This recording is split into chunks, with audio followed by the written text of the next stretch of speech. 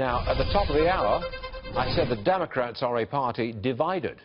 Karl Rove, writing in the Wall Street Journal today, agrees. He says this: Democrats have failed to flip a single Republican congressional seat in this year's special elections. If Democrats were wise, they would stop obsessing about the president and instead focus on what their party must do to appeal to middle America. That's Karl Rove. Doug Schoen is with us this morning, Fox News contributor and former Clinton pollster, still a Democrat, right? Yes, Doug? sir. Okay.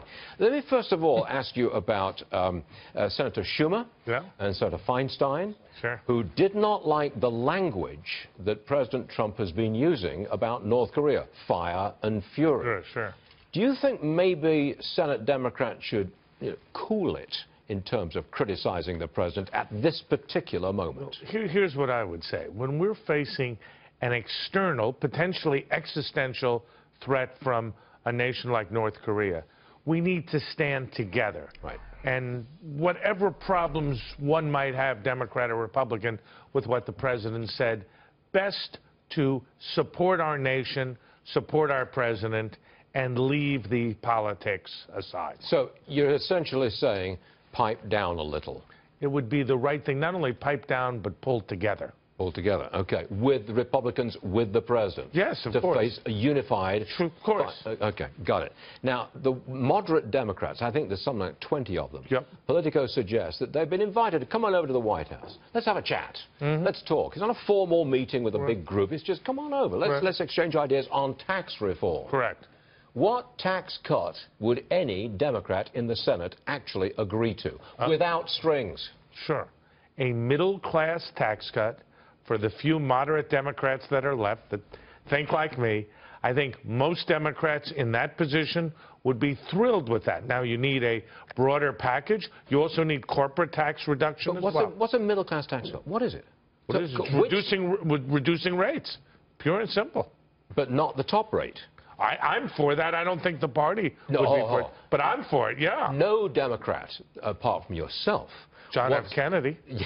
Okay, that was in 86, we went from 50-odd% to 28%. So it can be done, Stuart. Yes, but I don't know of a single Democrat in the Senate or the House who at this moment will be prepared to lower the top rate of tax on individuals. They should, Stuart. They should, but they don't. They don't. That's right. So inviting the Democrats over for a chat on tax cuts, that doesn't provide us with tax cuts. No, but it provides a basis to discuss a way to go forward, which this president needs to do.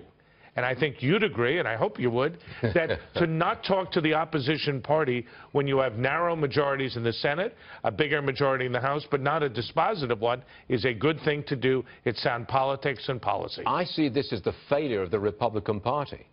We disagree on that one. No, this is the failure of the Republican Party. They can't get together and organize a tax cut. So the president has to appeal to Democrats who hate him that maybe they will contribute some numbers in the Senate, so maybe we could get a tiny little tax cut somewhere. Well, I think you're being a little too pessimistic.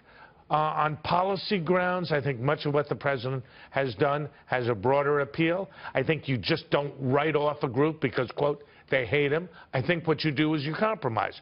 Ronald Reagan and Tim O'Neill compromised quite well. We got the civil rights legislation through because of compromise. I think we'd be better as a country and get better policy if there was more cooperation. You realize what just happened? You are a Democrat, and you're calling me a pessimist. I'm saying that you're an expansive man with a big heart. I'd like to see that in politics. Expensive or expansive? Expansive with an A. Expansive, that's right. I'll take that. Yes. Now,